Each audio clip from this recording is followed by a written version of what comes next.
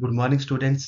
Today we will start Chapter 2 Nationalism in India of History, Class 10th.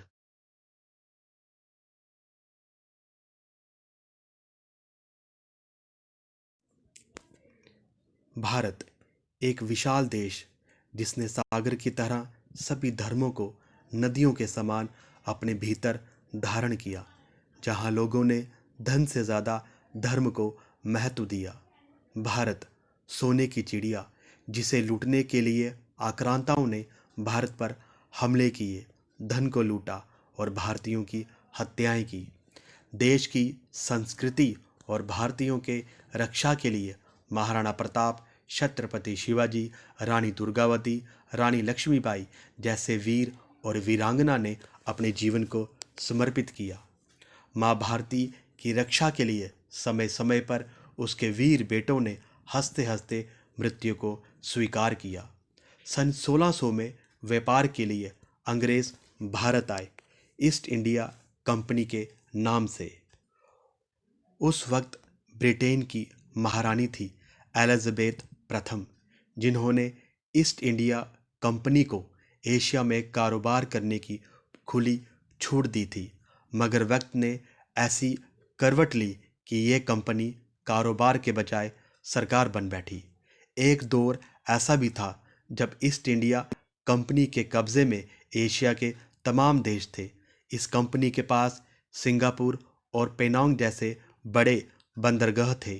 East India company ने ही मुंबई, कोलकाता और चेन्नई जैसे महानगरों की बुनियाद रखी।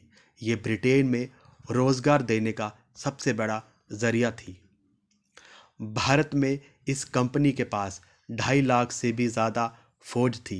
ये सिर्फ इंग्लैंड ही नहीं, यूरोप के तमाम देशों के लोगों की जिंदगियों में दखल रखती थी। सन 1857 की क्रांति के असफल होने के बाद भारत पर पूरी तरह ब्रिटिश सरकार का शासन शुरू हुआ। इस टॉपिक में हम पढ़ेंगे कि कैसे देशभक्ति, राष्ट्रभक्ति, नेशनलिज्म की भावना ने भारतीयों को एक साथ खड़ा कर दिया अंग्रेजी हुकूमत के खिलाफ।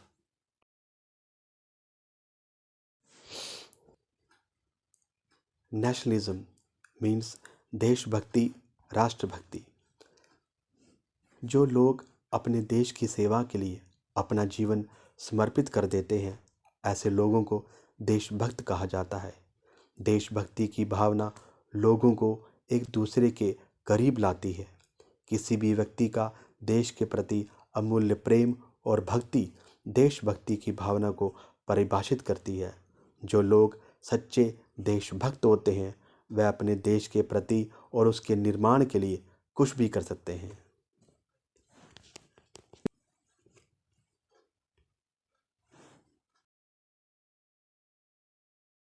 The first world war. First world war शुरू हुआ 1914 में और ये 1918 तक चला। फर्स्ट वर्ल्ड वॉर दो पावर्स के बीच में हुआ। फर्स्ट एलाइड पावर्स, जिसमें Russia, Britain, America, Japan, France और इटली थे, जबकि सेंट्रल पावर्स में एस्ट्रो हंगेरियन, जर्मनी, बल्गेरिया और ऑटोमन अंपायर थे।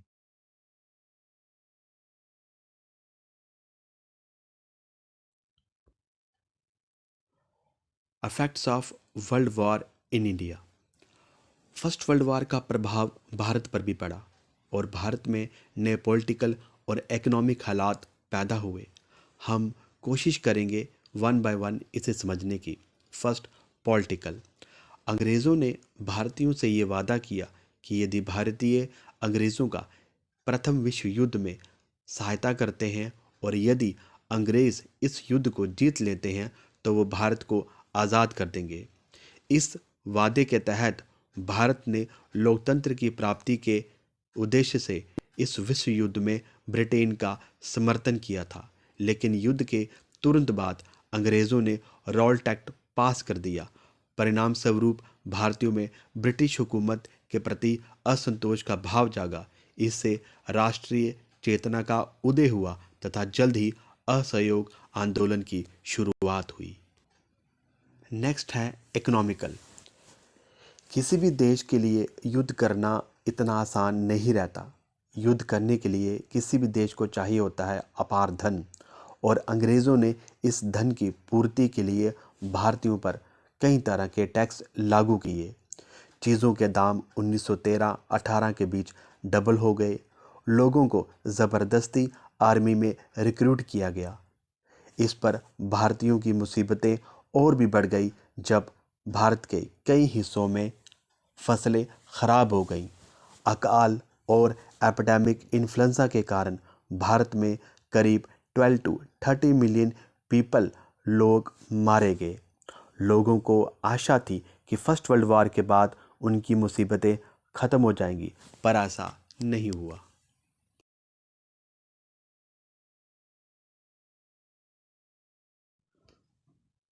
आइडिया ऑफ सत्याग्रह। जनवरी 1915 में महात्मा गांधी जी भारत लौट आए। दक्षिण अफ्रीका में गांधी जी ने रंगभेद के अगेंस्ट अपनी आवाज़ उठाई थी। गांधी जी ने इस आंदोलन को नाम दिया था सत्याग्रह, और गांधी जी इसमें कामयाब भी हुए। गांधी जी हमेशा सत्य बोलते थे और अहिंसा को मानते थे। कहते हैं जब गांधी जी छोटे थे तब इन्होंने राजा हरिश्चंद्र जी का नाटक देखा था, और वह राजा हरिश्चंद्र से इतने इंस्पायर हुए कि उन्होंने एक प्रतिज्ञा ली कि वह जीवन भर सत्य बोलेंगे। दूसरा गांधी जी का विचार था नॉन वायलेंस, अहिंसा। उनका मानना था कि एक जीव को ये अधिकार नहीं कि वह दूसरे जीव को कोई दुख या कष्ट दे। इसलिए उन्होंने अपने आंदोलन का जो बेस था वो इन्हीं दो विचारों को रखा, अहिंसा और सत्य। 1917 में गांधी जी ने पहला सत्याग्रह शुरू किया चंपारण, बिहार में।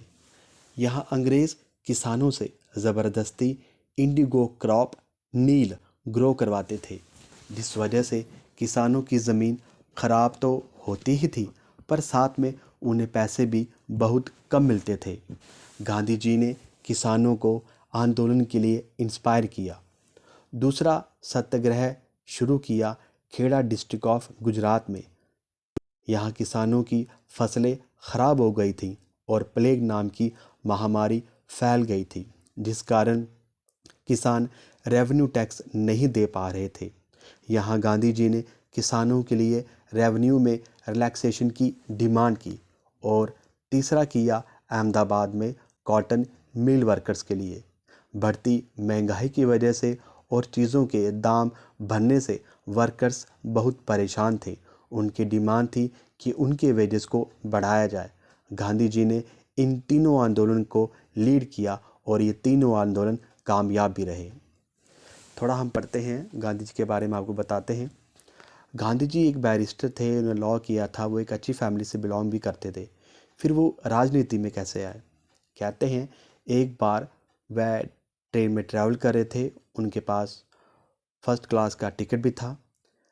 तो तब कुछ यंगस्टर्स उनके कोच में आके बैठ गए, और गांधी जी का रंग सांवला था, हम सब जानते हैं, जिस वजह से उन लड़कों ने गांधी जी को एक गुलाम की भावना की से ही उनको देखा। तो उन्होंने जब स्टेशन आया तो गांधी जी को उठाकर बाहर फेंक दिया। गांधी जी जब गिरे तो काफ़ी समय तक बैठकर ये सोचते रहे कि मैं इतना पढ़ा लिखा हूँ, अच्छी फैमिली से बिलोंग करता हूँ, मेरे पास ट्रेन का टिकट भी था, फिर भी मेरे साथ ऐसा दुर्व्यवहार क्यों किया गया। तब इन्होंने एक प्रतिज्ञा ली कि वे अपने देश के लिए, देश के लोगों के लिए अपना पूरा जीवन लगा देंगे और भारत को आज़ाद ज़रूर करवाएंगे। इसलिए कहते हैं कि जो गिरा था वो गांधी था, और जो उठा था वो एक क्रांतिकारी था।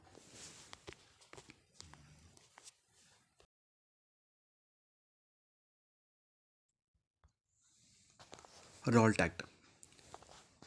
फर्स्ट वर्ल्ड वॉर ख़त्म हुआ 1918 में, और इस वर्ल्ड वॉर में अंग्रेज़ों की जीत हुई। फर्स्ट वर्ल्ड वॉर के दौरान अंग्रेज़ों ने भारतीयों से ये वादा किया था कि यदि हम इस युद्ध में जीत जाएंगे तो हम आप लोगों को आज़ाद कर देंगे। लेकिन विश्व युद्ध जीतने के बाद अंग्रेज़ों ने अपना ये वादा पूरा नहीं किया और सन 1919 में इम्पीरियल लेजिस्लेटिव काउंसिल के द्वारा एक एक्ट पास किया गया जिसे नाम मिला रॉल्ट एक्ट। इस एक्ट के अकॉर्डिंग पॉलिटिकल प्रिजनर्स को डिटेन किया जा सकता था without trial for 2 years. Means अगर कोई भी रिवोल्यूशनरी एक्टिविटीज़ में पार्टिसिपेट करता है तो उसे 2 साल की सज़ा दी जाएगी बिना किसी सुनवाई के। ये एक्ट पूरी तरह से भारतीयों के पॉलिटिकल राइट्स को दबाने के लिए ही बनाया गया था। इस एक्ट को the anarchical and revolutionary crime act of 1919 के नाम से भी जाना जाता है। इस कानून के तहत अपराधी को उसके खिलाफ मुकदमा दर्ज करने वाले का नाम जानने का अधिकार भी नहीं था। राजद्रोह के मुकदमे की सुनवाई के लिए एक अलग न्यायालय स्थापित किया गया। मुकदमे के फैसले के बाद किसी उच्च न्यायालय में अपील करने का अधिकार भी नहीं था। सत्य तो ये है कि ब्रिटिश सरकार भारतीयों की स्वतंत्रता को समाप्त कर देना चाहती थी। इस कानून द्वारा वह चाहती थी कि भारतीय किसी भी राजनीतिक आंदोलन में भाग न ले। इस कानून के विरोध में पूरा देश एकजुट हो गया और इस कानून को नाम दिया गया काला कानून। और इस कानून के विरोध में पूरे देश भर में हड़तालें, प्रदर्शन और जुलूस होने लगे। भारत के कई शहरों में रैलीज ऑर्गेनाइज की गई, रेलवे वर्कशॉप्स में स्ट्राइक्स की गई, दुकानें बंद की गई। भारत के कई हिस्सों में वायलेंट क्लैशेस भी हुए। इस सिचुएशन को हैंडल करने के लिए सरकार ने मार्शल लॉ लागू किया और इसकी कमांड मिली एक क्रूल ऑफिसर जनरल डायर को।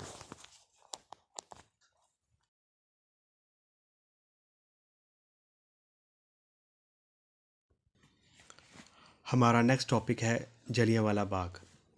रॉल्ट एक्ट के चलते 13 अप्रैल 1919 में डॉक्टर सैफुद्दीन और डॉक्टर सत्यपाल की गिरफ्तारी के विरोध में अमृतसर जलियांवाला बाग में लोगों की भीड़ इकट्ठा हुई। इस दिन बैसाखी का मेला था जिसमें हज़ारों लोगों के साथ छोटे बच्चे भी थे।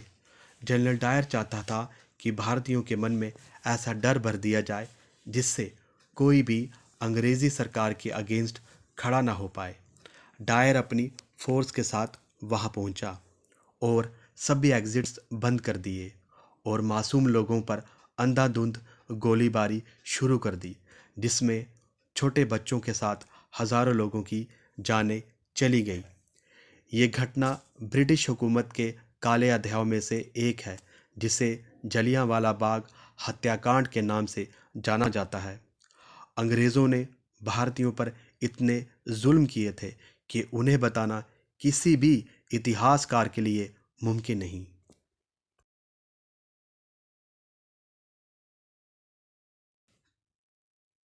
इस पिक्चर में आप देख रहे हैं ये जलियांवाला बाग का एंट्रेंस है और शहीद उधम सिंह की प्रतिमा है। आपके नॉलेज के लिए थोड़ा सा हम इनके बारे में पढ़ेंगे। शहीद उधम सिंह ने 13 मार्च 1940 में लंदन में जनरल डायर को गोली मार दी थी, जिनसे जनरल डायर की मृत्यु हो गई थी। ये जलियांवाला बाग हत्याकांड का बदला था। इस पिक्चर में ये बुलेट्स के निशान हैं।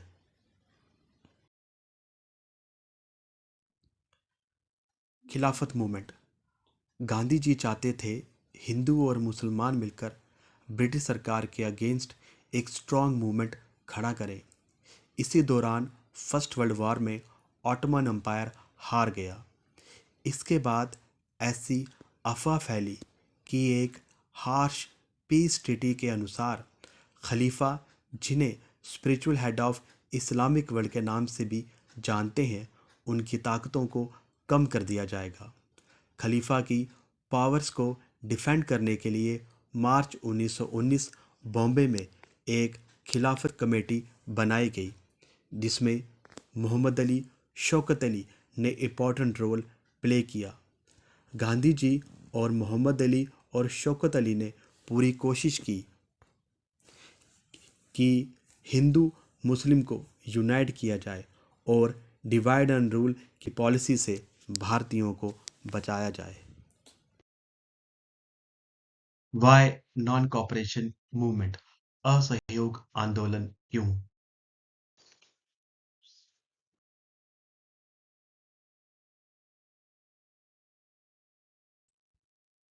वाई नॉन कॉपरेशन, असहयोग आंदोलन क्यों? सन 1909 में गांधी जी ने अपनी किताब हिंद स्वराज में ये घोषणा की कि अंग्रेज़ों का राज भारत पर इसलिए है क्योंकि भारतीय उनका सहयोग करते हैं। यदि भारतीय अंग्रेज़ों का सहयोग ना करें तो 1 वर्ष के भीतर भारत आज़ाद हो जाएगा। साथ ही गांधी जी ने कहा ब्रिटिश सरकार के द्वारा दिए गए टाइटल्स और अवार्ड्स को भी वापस करना चाहिए। उस समय रविंद्रनाथ टैगोर जी के साथ अन्य कई लोगों ने ऐसा किया भी। गांधी जी ने civil services, army, police, courts, schools और फॉरेन क्लॉथ का बहिष्कार करने की बात की। गांधी जी को पूरे भारत में लोगों से खूब समर्थन भी मिला और फाइनली दिसंबर 1920 में नॉन कॉपरेशन को अडॉप्ट कर लिया गया।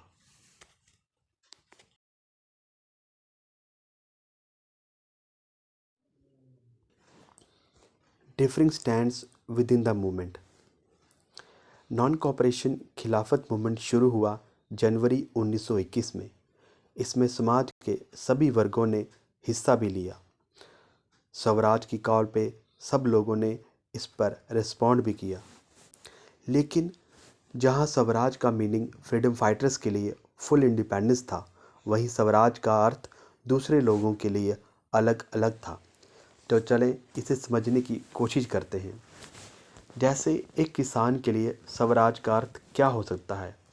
एक किसान के लिए स्वराज का अर्थ यही हो सकता है कि उसे अपनी भूमि पर अपना अधिकार मिले, उसे उसकी फसलों का सही दाम मिले। इसी तरह वर्कर्स के लिए स्वराज का अर्थ है उसे उसकी मेहनत का सही दाम मिले। व्यापारियों के लिए उन्हें व्यापार करने का मौका मिले। स्टूडेंट्स को अच्छी जॉब मिले। तो इन सब लोगों का यदि हम स्वराज का मीनिंग जानने की कोशिश करें तो हम ये जानेंगे इन सब का मीनिंग स्वराज के लिए अलग अलग था। और गांधी जी ने हर एक आदमी को उसी की मेंटालिटी के अकॉर्डिंग स्वराज की जो परिभाषा थी, आज़ादी की जो परिभाषा थी, जो डेफिनेशन थी, वो बताई। और इस तरह से भारत के सभी वर्गों को गांधी जी ने धीरे धीरे मेंटालिटी के साथ सबको एक साथ कर दिया।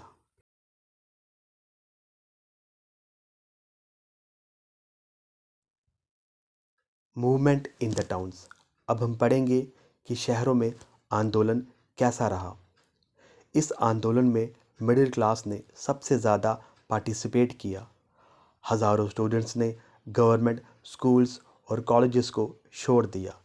टीचर्स, हेडमास्टर्स ने रिज़ाइन कर दिया। लॉयर्स ने अपने लीगल प्रैक्टिसेस देना बंद कर दिया। काउंसिल इलेक्शंस को बायकॉट किया गया एक्सेप्ट मद्रास। फॉरेन क्लॉथ का बहिष्कार किया गया। इंपोर्ट ऑफ फॉरेन क्लॉथ इस वजह से आधा हो गया और भारतीयों ने खादी पहनना शुरू किया।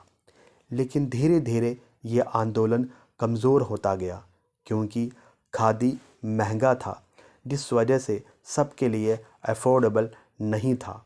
और दूसरा था भारतीयों का अपना एजुकेशन इंस्टीट्यूशंस ना होना।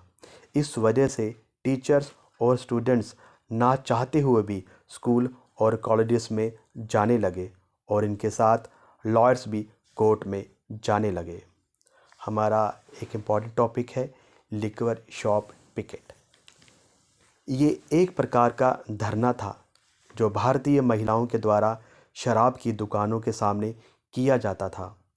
अंग्रेज़ों ने भारत के लोगों को धर्म और जाति के नाम पर डिवाइड तो किया ही था, पर साथ में शराब की भी लत लगा दी थी ताकि भारतीय पुरुषों में सोचने समझने की शक्ति ही ना रहे और उनके घरों में हमेशा दुख रहे। इसीलिए ये एजिटेशन किया गया था।